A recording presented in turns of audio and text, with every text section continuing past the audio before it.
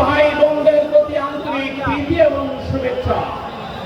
সম্মানিত সভাপতি, সম্মানিত প্রধান অতিথি, জননেতা জনাব মাওলানা আবুল কালাম আজাদ, বিশেষ অতিথি হিসাবে উপস্থিত রয়েছেন বারবার নির্বাচিত সাবেক এমপি জনাব অধ্যক্ষ শাহ মোহাম্মদ রুহুল কুদ্দুস, সংগ্রামী 11 দলের নেতৃবৃন্দ, সংগ্রামী তৌহিদি জনতা, সংগ্রামী ভাইয়েরা আমার, আমরা আমাদের ভাগ্যের পরিবর্তনের জন্য 47 দেশ ভাগ করেছি।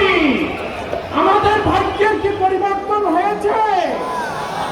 আমরা 71 দেশ স্বাধীন করেছি। খুন খারাপি দুর্নীতিকে বন্ধ হয়েছে।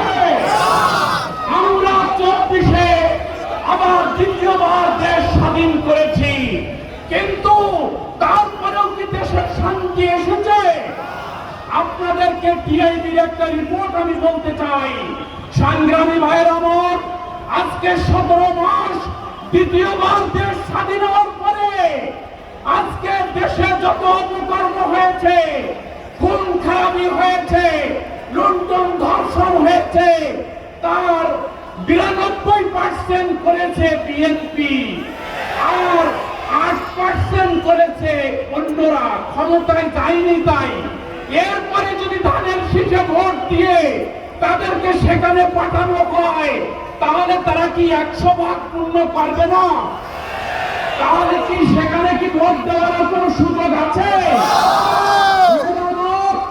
আমরা 4টা বড় দলের মধ্যে 3টা বড় দলকে আমরা পরীক্ষা করে দেখেছি। একটা দলকে দেখা হয় নাই। সেই দলটির নাম কি? সেই দলটির নাম হলো জামাত ইসলামী। আপনারা কি একবারের জন্য জামাত ইসলামীকে পরীক্ষা করে দেখতে চান? তাহলে আসেন দাঁড়িপাল্লায় ভোট দিয়ে আমরা জামাত ইসলামীকে একটাবার সুযোগ করে দেই। আমরা তারা কিভাবে দেশ চালায়। আমার বন্ধুরা বলেন যে জামাত ইসলামীতে যোগ্য লোকের অভাব আছে।